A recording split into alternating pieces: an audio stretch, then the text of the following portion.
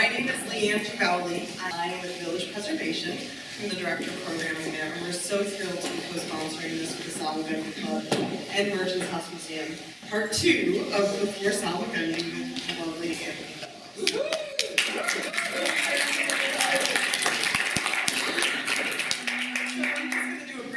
Before we get started, as I said, oh, how lovely that is. That's so great. I'm with Village Preservation, which many of you may know it, but just a little bit about Village Preservation. We are the organization that's working to preserve the history and the culture and the architecture and so much more here in Greenwich Village, the East Village, and NoHo. So, yay! This is before my time, so I don't mind bragging about it. We have secured landmark designation for over 1,250 buildings, and nearly, 12,000 would be nice soon, and nearly 100 blocks of space in New York. That's been so that's great. Along with that, we also do programs like this where we have free programs about $75 a year. We have a membership. We hope you will find out about that and become a member. We do a lot of advocacy, obviously, so that we can get those places landmarked and so on. So please do get to know us. Please know that we do post these events on our YouTube, as well as Salmagundi will be posting this afterwards as well. And we're just thrilled to work with the club and also Merchants House Museum as their dear partners. But we're here for the main event. And Anthony, I bet most of you know Anthony. I would be surprised if you don't. I got to know Anthony. He was one of my first calls when I joined Village Preservation. He was on it, and we talked about Merchants House Museum, and I was just like, who is this lovely person? How do I get to know him some more? So I'm very lucky to get to know Anthony, who's a Salmagundi member, and also a longtime volunteer and board member of the Merchants House Museum. An aficionado of 19th century American architecture and decorative arts, he has a BA in architecture from Pratt University and a graduate of the Museum Leadership Program at Big Street College of Education. And I'm an educator, and that is a great thing to have on your resume. It is also the owner of Ante-bellum Video, which is an award-winning boutique video production company. But I don't want to take up any more of your time, and I will turn it over to Anthony. So please welcome Anthony.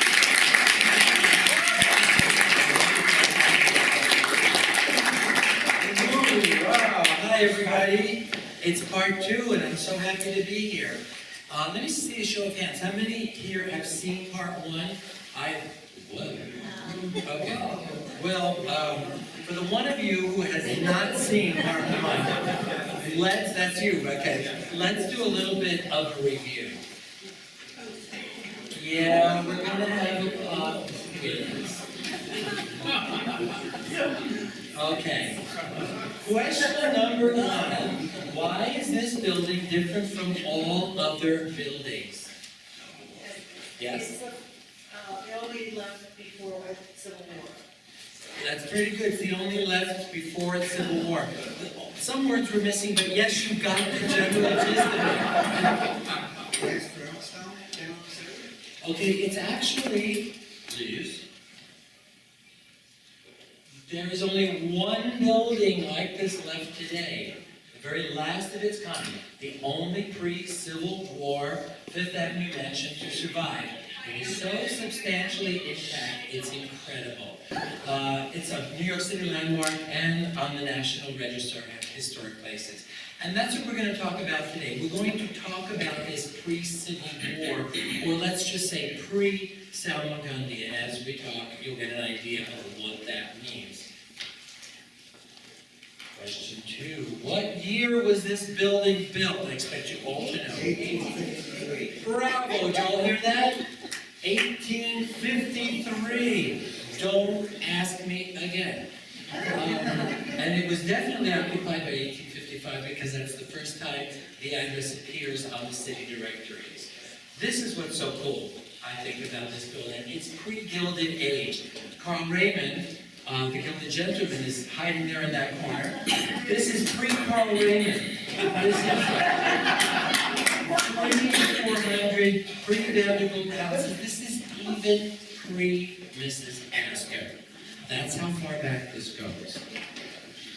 Number 3, Who was the architect? No one.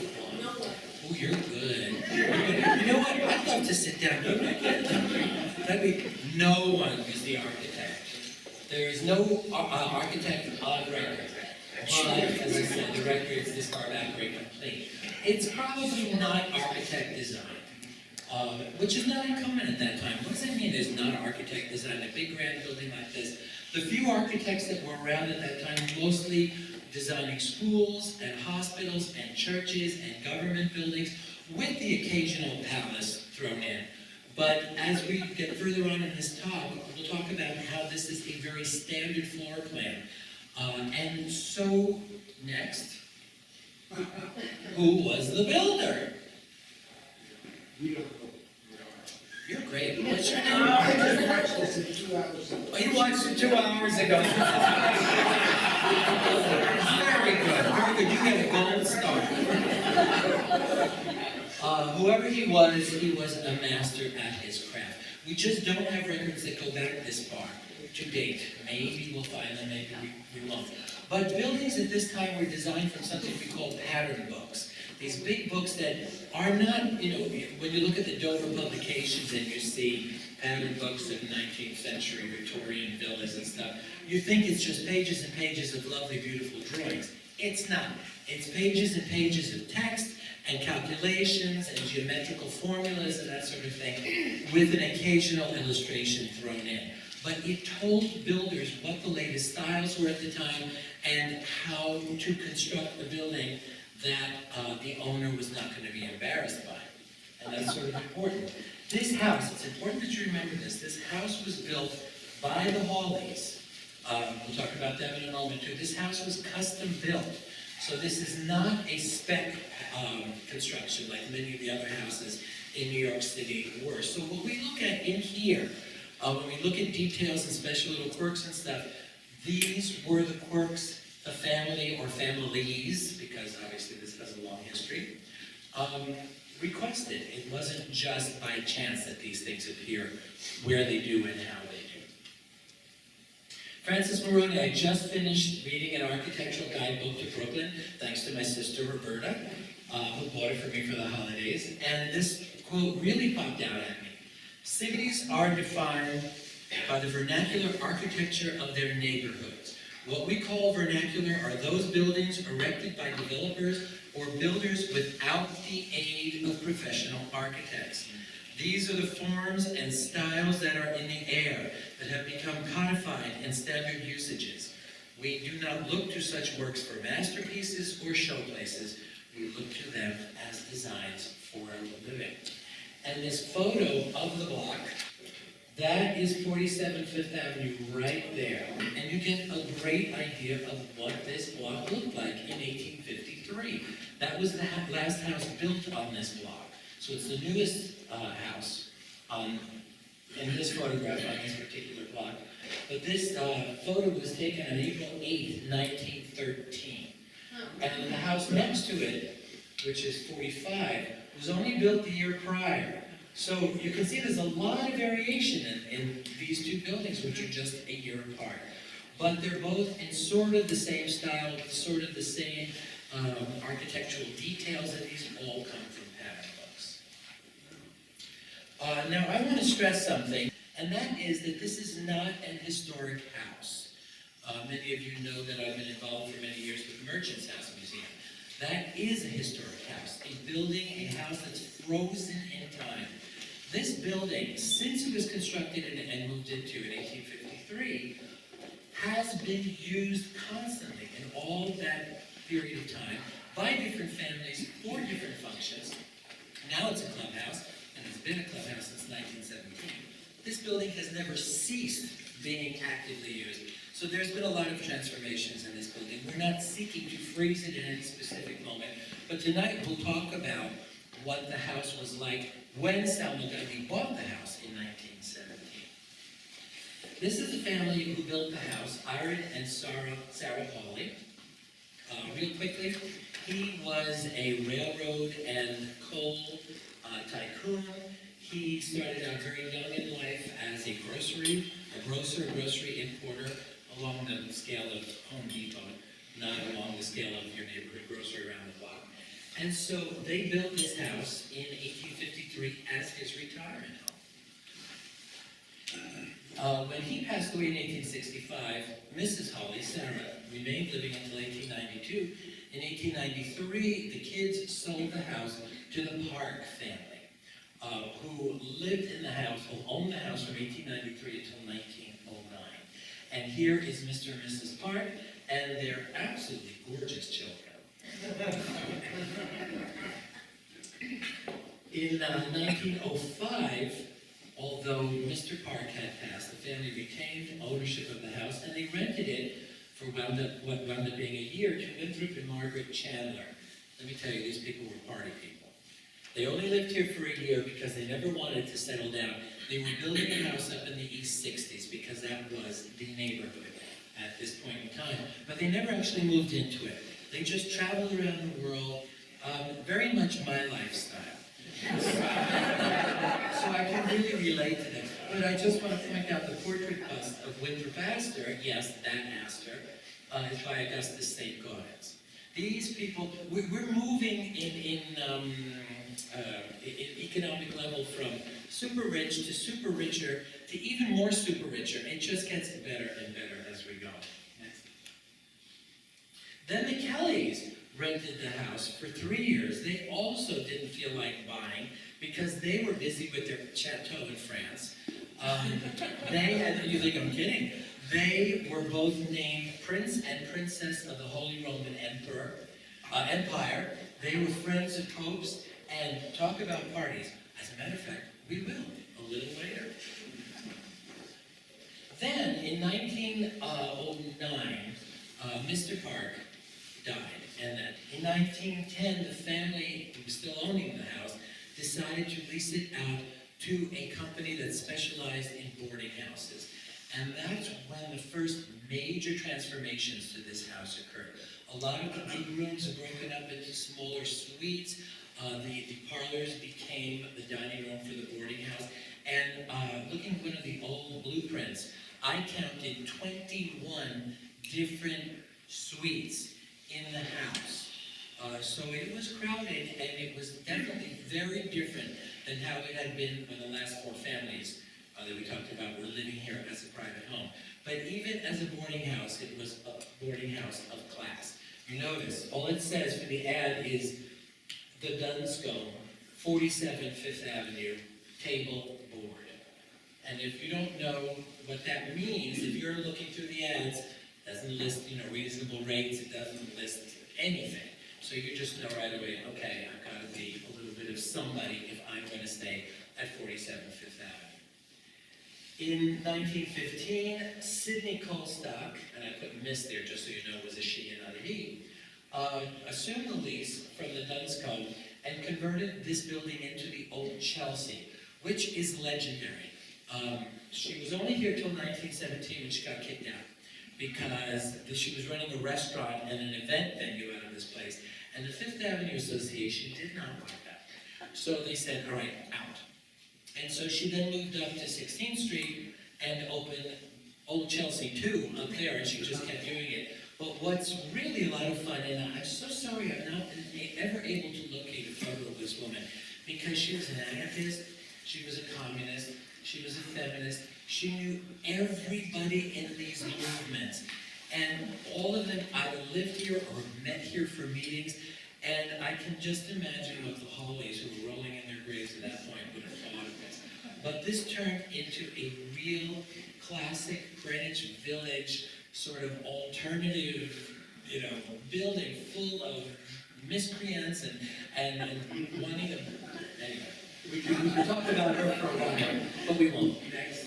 And then finally, when she was kicked out, the Parks decided it was time to sell because they were really way down on the list for the Fifth Avenue Association. They were all living uptown by this point anyway. And so they sold the building to Salmagundi, who was in the market for a clubhouse at that point. If you'll notice, it's New York's oldest art and artist club. It's the second oldest arts club in the nation. And they've been here ever since. Okay, so now we're going to talk really briefly. One of the things I expounded upon in detail on part one, which you just saw, was the Italianate style. In 1853, when this house was built, it was built in the Italianate style, inspired by Italian villa architecture, not like the Grand Renaissance palazzi or the great buildings designed by Bramante, Michelangelo. It was more about a country style. So you see this luxurious carving, all of these naturalistic forms. Let's examine Italian style more closely. I don't know how that got in there. There we go. All right. Thank you. This house, this is Salmagundi. It's 47 feet. Just falls right into this whole stylistic category. But there have been some changes made in this time. There on the left, you see a photo that I believe dates to 1925, and here's a photo that dates to any time in the last decade or so. And who notices differences in the two facades? Yes. The cast iron balustrade on the balcony. Right, the cast iron balustrade on the balcony is gone. Bernice Abbott's photo of the building in 1937 shows the banisters already cement, or whatever it is. But if you look, you can still see the balconies, and if you look down at the bottom, you can see down here, this was a cast iron fence railing, cast iron on the banisters, cast iron across the balconies. This has all been replaced now. One of the problems with this style of architecture is that these cast iron pieces were hollow, and they just loved to fill up with water. You still see some of these old balusters that are all swollen and cracked with rust. What else do you see that's not there anymore? The Model A car. Sorry? A Model A car, I had it moved for this photo. And what's here and here and here? Oh, yeah. Pediments. There were pediments on all of the main floor windows, which are no longer here. In fact, all of this architecture up here is a replacement from the 1990s. There's a problem with brownstone. Italianate loved using brownstone, which is completely inappropriate because Italianate architecture should be light and airy and light-colored and classical. Brownstone was all about the Romantic movement, and it was all about saving money because brownstone could be quarried in New Jersey and Connecticut, and it was way cheaper than both Hudson Valley marble or limestone, heaven forfend. But brownstone, as you all I'm sure know, has this nasty habit of deteriorating. And at this point in time, the city was becoming a chocolate city. From right around this neighborhood, all the way up into what we now call Midtown, blocks and blocks and blocks and blocks of houses were going up, all of them brown. Now it looks pretty, but at the time, we needed a little bit of variation. So this is what was happening in the city at this time. Now when you walk in, those of you who hung your coats probably walked into the reception room. That's this space right here. This was a very specific little room. It was designed to receive people who perhaps were not on the A-list for the Hawleys or the Parks or whoever. And so they would be ushered into this room and wait to be received. And at the time, on your way out tonight, if you can see past all the coats, and remember to look up, the architecture in that little room is quite stunning, and it's all in part one. That's my advertisement. Moving right along. There's a central circulation area here, which is what you all walk down. And then there's the staircase, the way it looks today. But people liked what I did with this photo so much I agreed to put it back in. So this is a photo today, but my research, looking at all the blueprints and what have you, revealed that in 1853 it looked something like this. So it was changed in order to make it work better for a clubhouse. And there are little hints and signs and clues all over the building, which is part of what I do in this series of talks. We'll talk about more of them tonight. In our last talk, I wanted to talk about the dining room. which is right there, and which people don't realize anymore was the dining room. The house ended right at this opening, for lack of a better word, I'll call it an archway. But that's where the house ended, and you can see in this floor plan that everything that's back here is where you're sitting now. This did not exist in 1853. But what you see today when you walk into this area, and the dining room is now sort of an ante-room to this skylight gallery, this is what it looks like today. But before 1910, based on my research, I think it looked like this. That was true. Okay, there we go. Windows are removed, a second Gothic door was removed from the back wall. It looked much homier. What I do want you all to look at on your way out is just check out that magnificent Tudor ceiling there. It's just spectacularly beautiful. So there's little bits and pieces and traces that it was once a dining room.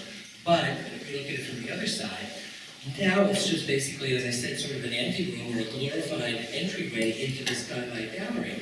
But in 1901, it looked like this. Why do I say 1901? Because Park blew out the black back wall and constructed that wall of windows. Now this is all my recreation, but I think it's a fairly close approximation to what it looked like. And this is all discussed in part 1. In fact, I have something written here. There's a brilliant video on YouTube that explores these concepts in depth. I recommend it highly. Moving right along. So this is where we left off in our last talk, was the parlors. I started talking about it, but we ran out of time. Which reminds me, the timer set, there is the clock. I promised the dining room you'd all be down there at 7:31. The parlor. This is a wonderful space, very, very distinctive today. You'll notice that it's big. It occupies a whole half of the front of the house, and this is what it looks like. What I especially like about this is I call this mid-19th century open plan living. Memorize this image because you can see right through from what would have been called the rear parlor into the front parlor. And those of you who are familiar with pre-Civil War, let's say, architecture, might be familiar with the merchant's house. Memorize this image, and now look at this one. That is the merchant's house. That's the parlors of the Merchant's House Museum. You can see this was built in 1832. So this is 21 years older than this building. In 1832, people were dividing their parlors. The front parlor was just kept closed up all the time, except for weddings and funerals and calls by the reverend. And so, although you can see from one room into the other, that opening in the middle could be sealed off with sliding pocket doors, which are just hanging out on the corners behind those columns. So that's a very different reality, a very different sensibility than what we have in this parlor. So just to make it even clearer, here's the Merchant's House plan, which is a standard row house plan. And here is the Hawley Mansion, which is a standard mansion plan. Let's flip the floor plan of the Merchant's House so you get a better idea. You can see the correlations more easily. The Hawley Mansion is almost 40 feet wide. The Merchant's House is just shy of 25 feet wide. These are sort of standardized plot sizes. And you can get a whole lot more house into that extra 15 feet. Here are the parlors in the Merchant's House, which are a little bit smaller than the ones in the Hawley Mansion, but you can see there's a correlation here. Here's the hallway. So between the parlors and the standardized side hall, and here you've got all this extra room. So I think that sort of explains to you in a nutshell what made this house different from all the row houses that were going up on the side streets and what have you. It's also significant to know that since this is a 4-bay townhouse, 4 windows or 4 apertures across the front, whereas the Merchant's House has 1, 2, and 3, a 4-bay townhouse was considered a mansion. So when I call it the Hawley Mansion, I'm not being highfalutin.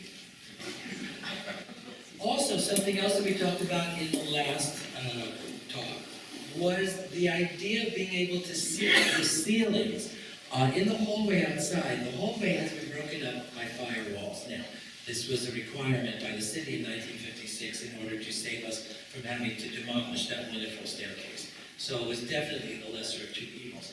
But what you miss is the sense of expanse between where you're standing and looking down the hallway. Here I am in the rear parlor, and even with the sort of break here in the middle, you can still see straight through to the front parlor.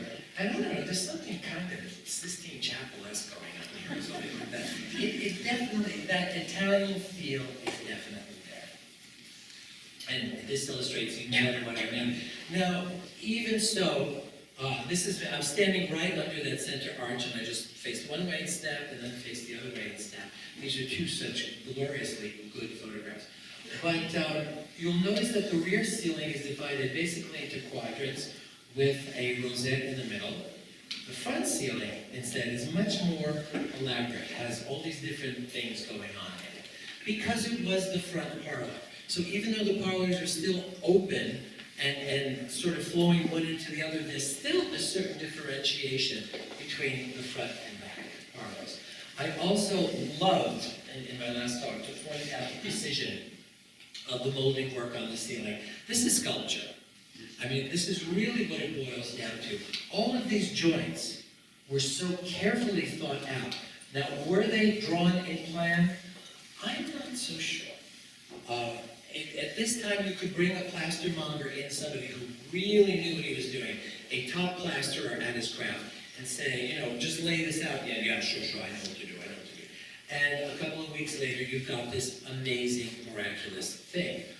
But all of the joints line up. I call this picture frame precision, which is very appropriate for an arts club. Because the egg and dart on one side matches up with the egg and dart on the other. The canthus collide in a beautiful miter joint. So it's like a really custom-made picture frame instead of one of those you buy when you look at the corners, they don't quite line up. And then, of course, these amazing rosettes. And then, again, even the mantelpieces in the parlors sort of serve to define the rear parlor. Hey, I'd be happy to have that in my house.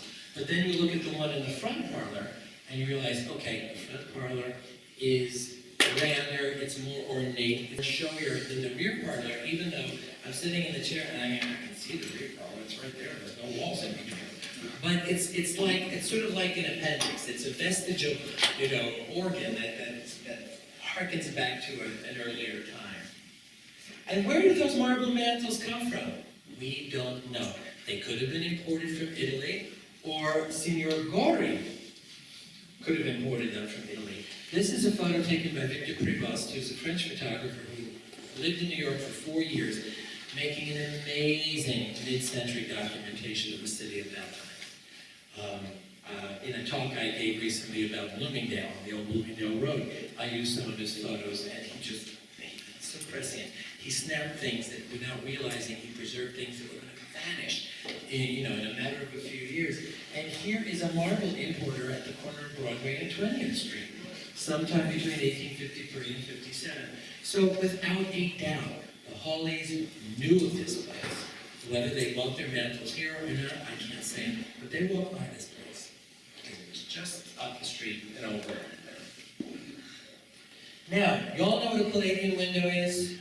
If you don't, there it is. It's basically a Palladian window has normal windows on the sides and an arched window in the middle, frequently divided by pilasters or by freestanding columns. We see this form all the time. This is from Palladio's book. And you will see it again right now, sort of. Because here is a photo taken by Richard Moses in 1986 of our archway, which is clearly inspired by Palladian architecture. But there's a couple of little funny things with it.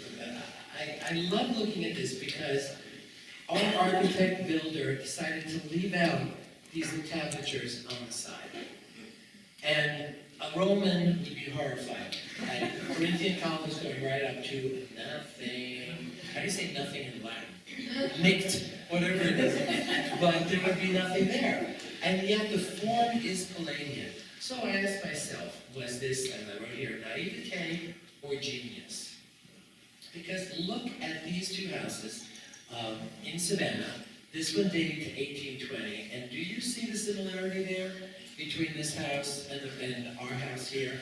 And here, 1853, the same year this house was built, the double parlor, wide open, but there's a lightness, there's an airiness to this, which made me wonder whether the builder of this building had gone back to federal forms for inspiration, or possibly had been building fine houses in New York since the 1820s. And so he said, I know just what I'm gonna do. It's real nice for you. It's gonna look great, it's gonna look good. And it does, it looks wonderful. It's light, it sort of counteracts with the heaviness of the plaster work elsewhere on the part of the floor. And a little note about that heaviness. Just imagine what this would have looked like when it was lit by gas chandeliers and by oil lamps. We see these rooms now brilliantly lit by electrical light, but in 1853, that didn't exist. And so all of these, they read a little bit heavy to us today, or they can read heavy to us, but they would have absolutely popped in 1853. And if you notice, the plasterwork here is all laid in an open trough. So these are separately applied details with a negative space behind them, so you get this wonderful shadow behind them as well. It's just, whoever Mr. Plaster was knew what he was doing. But they created a room, or a series of rooms, which were perfect for parties, and I would like to tell you about one of them right now. Parties in these spaces, according to the newspapers later in the century, were frequent and spectacular. For instance, the first affair the Parks hosted that was reported by the New York Times, a benefit for St. Mary's Free Hospital for Children, took place the afternoon of February 1st, 1894. And here we go. There was a very large attendance, and the avenue and streets for several blocks in the neighborhood were lined with carriages. The guests crowded the large parlors and entirely filled the hall. They had entertainment too. The well-known actress Mrs. Sarah Cowell Lemoyne, who was highly regarded for her recitations from Bobby Browning's poetry, gave readings. Music was provided by operatic soprano Mina Schilling, the esteemed concert pianist Bertha Wysanska, and a performance by Fitzhugh Townsend, who was a celebrity Olympic fencer. I can only imagine what he did in those parlors. And Melisy was accompanied on the piano by composer and conductor Victor Harris.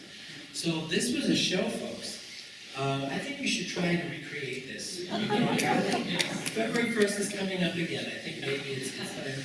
Or we went to next year because it was 1894. Next year will be 2025. Tickets were sold were $2 each, which amounts to about $70 today. And several $100s were raised for the charity.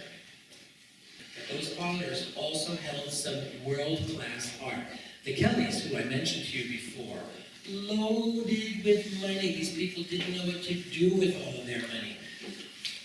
Thomas Kelly paid for the Lady Chapel extension at the back of St. Patrick's Cathedral out of his own pocket. That's the kind of money we're talking about. Emerance was French nobility. They were both Francophiles, and they collected French art, and they knew what they were looking at. They had a Courbet and a Charles Wilson Peale hanging in the front part when they lived here. So the tradition of art hanging on these walls goes back long before Salmagundi. What did that parlor look like in the mid-19th century? This is, I always call it Teddy's, the Teddy Roosevelt Birthplace National Historic Site. This is a recreation, but this shows you a parlor in a townhouse of an affluent family in New York right around the time this house was built. So it gives you an idea. And here is the Victoria Mansion up in Portland, Maine. I am dying to go up to this place because this house is so over the top. But it was built in 1858, so again, it's that same sensibility. And if you compare this photo with a photo taken in our actual parlor, you can see it's not that different. This is Mrs. Hawley and Lavinia, her daughter, having tea in the front parlor where you had all just gathered earlier tonight. I could easily spend 5 minutes talking just about this photo. I've been looking at the carpet, I've been looking at the decor, the painted ceiling, and the furniture is very indicative of a Yankee family because some of this furniture goes back 50 years prior to the house. Why don't we do that now? Because we are going to go upstairs and visit a world that fewer people at the time ever saw. But I do want you to take a good look at the stairs as we climb, because each one of these spindles is hand-carved at the base and at the top, and there are 153 of them.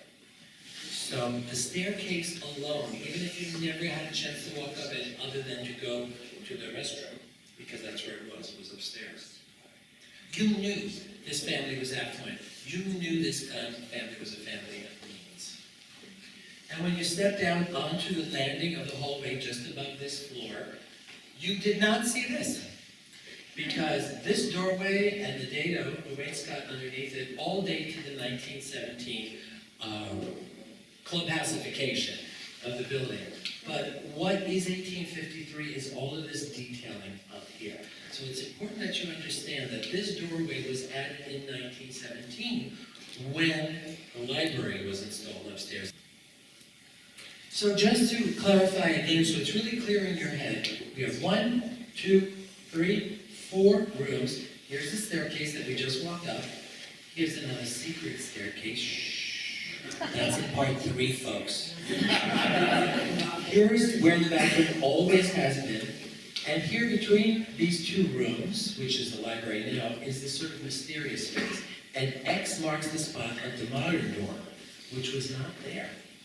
Look both ways before crossing the hallway, because you will see, on the one hand, the hallway leading down to the rear of the building, and here a hallway leading up to the front of the building, dripping with 1853 ornamentation, architectural details. And you get a sense of the openness that you no longer feel on the main floor. This is not as grand by any means as the main floor of the building, but it's open. The 5 doors did not have to be installed on the 2nd floor.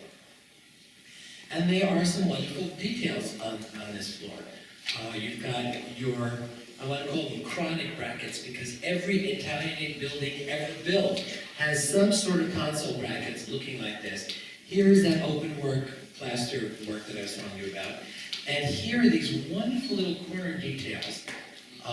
You couldn't just have the corner, folks. You couldn't just, intersect 2 planes. No, you had to have a reeded divider with little foliage detailing on top of them and stuff, which went actually twofold because it was pretty, and it also served to protect the corners because, you can bang into corners and chip plaster off. Apparently, this reading was much easier to repair than the plaster. But you'll see that there's a certain amount of busyness in all of this. This foliage just sort of almost knocking right into the brackets. So you're not dealing with a trained architect. You're dealing with somebody who knew what he was doing, who bought details, architectural details at the architectural detail store, and stuck them in all the right places. It's wonderful, it's beautiful, but it's not Richard Upjohn, who's an architect, by the way. So here's the library today, the Smith Library. This is looking east outside to the windows facing the rear of the building. Notice the molding on the ceilings. Notice the fireplace. And here is the other side of it, looking out towards 5th Avenue. Again, another fireplace. More moldings on the ceiling and strong, powerful moldings around the windows. But what was it in 1853? Before there was a library, there was bedrooms. And that's what these rooms were designed for. Nowadays, you're not allowed to say master bedroom anymore, so I didn't say that. These are the principal bedrooms, the front bedroom and the back bedroom, with a very interesting situation in between them. Now, this floor plan is a little hard to read, but this is the 1910 floor plans of the house. And here is the bedroom section. So this is where the library is now. Front bedroom, back bedroom, and here in the middle is what we call nowadays a wardrobe. or a wardrobe section or a wardrobe compartment. Now, you can tell there were sinks, there was a tub, there were more sinks. I suspect these were commodes and they just didn't draw them really boldly because that's that nasty stuff. But this is what existed between the two bedrooms. All of this was completely removed when the library was installed. The library is now the same size as the parlors underneath. The parlors were always open. The library was not. And if you look closely at the crown molding, the cove molding, just opposite the front door when you walk into the library, you'll see that this molding has been fudged. And we'll have some details too. This is just not done as well. And when you think about the money Salmagundi spent other places in the building, they sort of fudged it here. But that shows you exactly where the wardrobe section dividing the two bedrooms was. And we are fortunate enough to have an existing house, the Merchant's House Museum, where the wardrobe section between all of the bedrooms still exists. And there it is. Now, it's not as grand, as elaborate as a house built 21 years later, but here are closets back to back.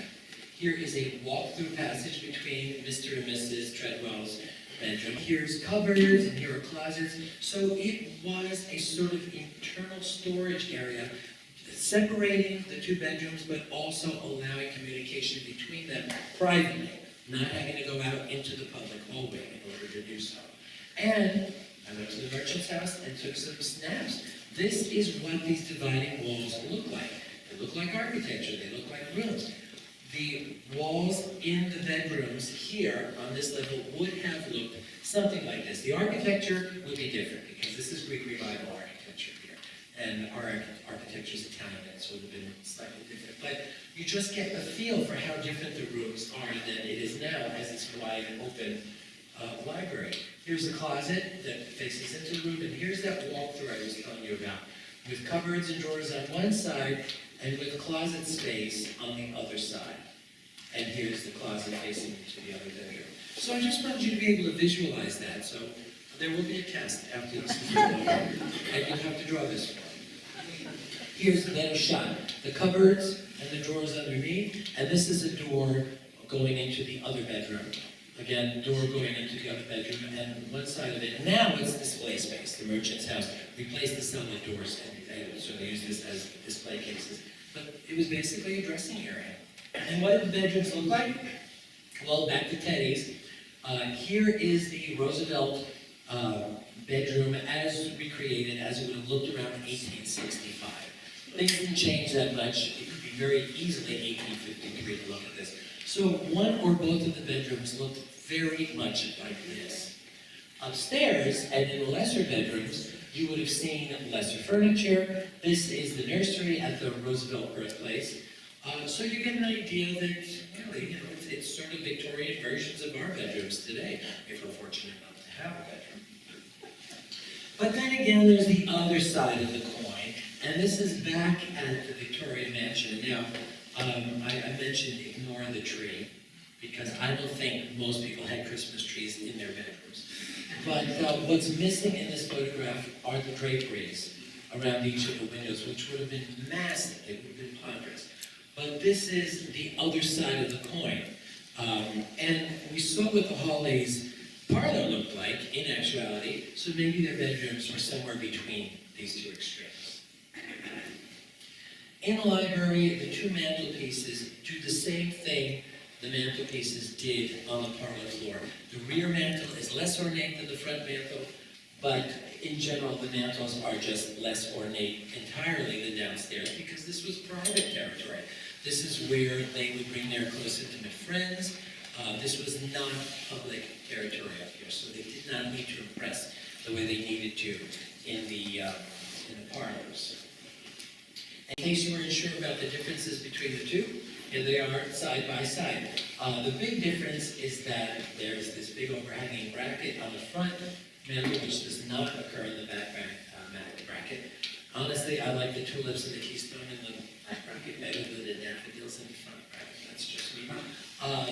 The carving also shows the hand of two distinctly different sculptors. So Were they bought in the store and just installed? Were they ordered? Don't know. But there is a mystery in the library, which you can pretty much glimpse at any point that you're in there.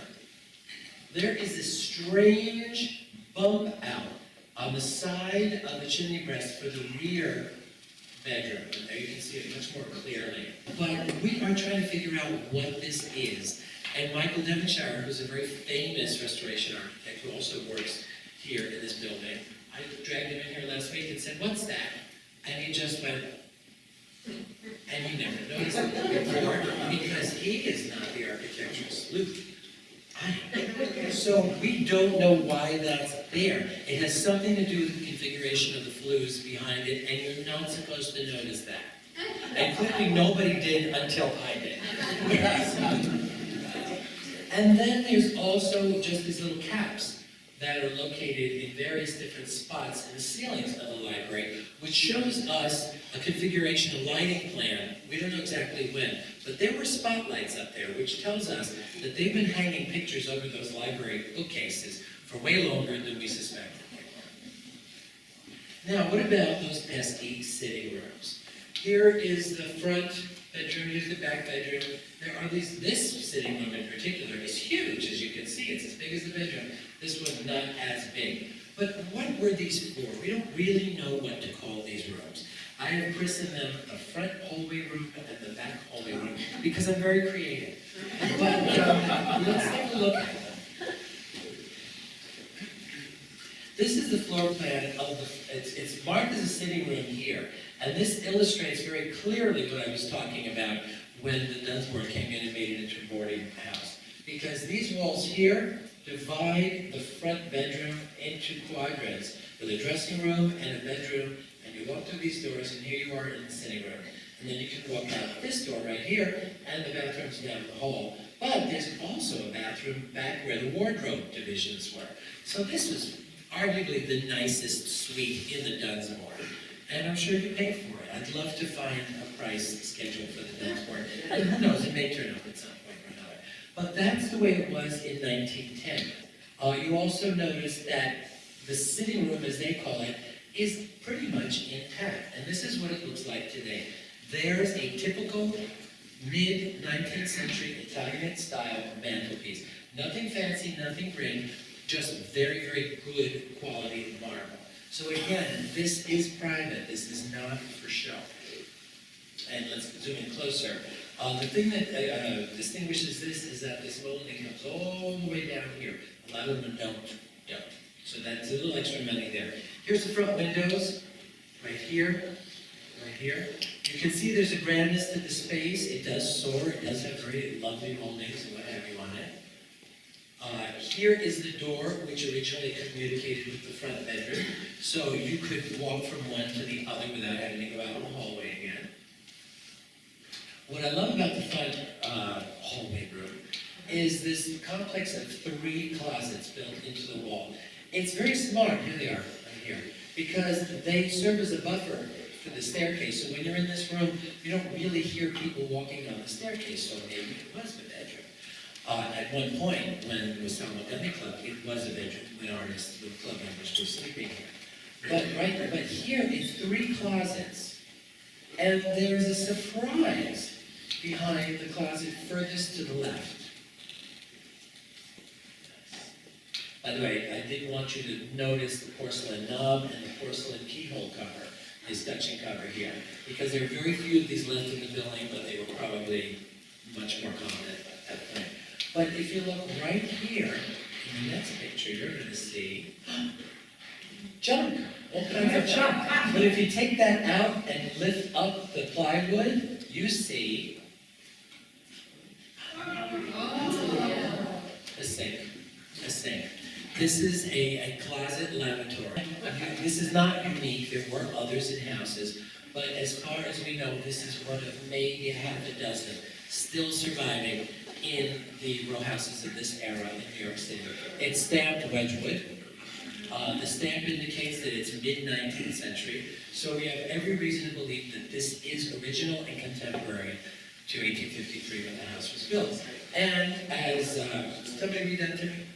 The North Closet's lavatory is one of the most important surviving first period features in the building. Richard E. All of this, the Hawley residence. Thank you, Ruth. So this is from the thesis on this building. This is super major important, and I'm so glad it's still there. We're going to talk about this some more. But let's walk down now to the other sitting room. And as we approach it, we see something sort of interesting. Now, this door is not original. That's a fire door. That's how we got away with not having to put the fire doors on the staircase.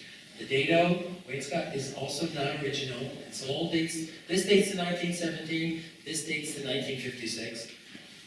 Here is the original cornice molding from 1853. And I was staring at those for the longest time until I realized that they absolutely, perfectly match the brackets on either side of the one remaining door panel over the doors on the parlor floor. Now, because this was added to modernize the building in 1917, because it was just sort of an old stodgy Victorian house in 1917, so Salmagundi put in this colonial revival architecture here. So this has to have been added at that time. And these, if you just flip them around, are those. So they went to Mr. Plaster's store in 1917 and bought these brackets to gussy it up a little bit. But when you compare them to the depth, the solidity, the monumentality of the 1853 brackets, they just don't hold a candle. However, now this is more than 100 years old itself. So the renovations have become historic. So here we are in the back room. Here is the division in 1910 when they made it into a bedroom and a sitting room and a bathroom. This bathroom is no longer there. The mantelpiece was removed at that time. The bathroom was added. And when Salmagundi came in 1917, they returned it to its original 1853 configuration. So I call this third period now. And Salmagundi decided to make it into their private dining room. So there was a dining room downstairs where many of you will have the great, enormous good fortune of eating after this talk. But there was also a private dining room for private meetings. It's now the boardroom and the Hartley Gallery. And this is what it looks like. Third incarnation, colonial revival. So they decided to modernize the building in an up-to-date style, which was actually 100 years older than the building itself. So basically, all that's 1853 here is the cornice molding and the window frames. Everything else, including the floor, is 1917. Here's another shot of it. But this gives you an idea of that curved back wall, which was shot out of here in 1901 when Park put that wall of windows in its place here. And this was all designed by Charles W. Buckham. His father was president of the University of Vermont. He built several buildings for UVM. He worked with Warren and Westmore on Grand Central Station and Carrera and Hastings on 42nd Street Library. Ooh, I just found this out 2 days ago. He was considered a pioneer in the design of duplex apartment buildings, which leads to his most famous personal design, which is the famous Gainsborough Studios, which he designed in 1905, and which is the only building designed by him still standing in New York. But he did all the renovations in this building in 1917, and he died in 1951. How I wish somebody had interviewed him and asked him, so, Chuck, what'd you do? How'd you change things in this building? This mantelpiece, there's a legend that says that Stanford White designed this mantelpiece. He was a club member, and it would be a really neat trick because he was killed in 1906, and this mantelpiece was designed in 1917. But I say, let's give Charles Buckham credit for doing a beautiful job with that room. Now, I'm talking 1917, I'm talking post, before Salmagundi, but that room warrants being discussed now. And this gives you an idea of what was almost certainly the mantelpiece in this back sitting room, whatever you want to call it, because I'm sure it matched the one that's in the front sitting room now. So who slept where? There's a couple of hints here. The assumption generally tends to be that the man slept in front and the woman slept in back, because it was quieter in the back, but had more privacy, maybe. So I put my Sherlock cap on and started doing a little bit of deducing. Well, until recently, if you open those other two closets, you saw a complex system of iron brackets, which definitely stylistically date to 1853, so we have every reason to believe that they were original. But the two closets didn't match each other. So there were these brackets in one closet and brackets in the other closet that didn't match up. So obviously there were specific uses for each of the closets.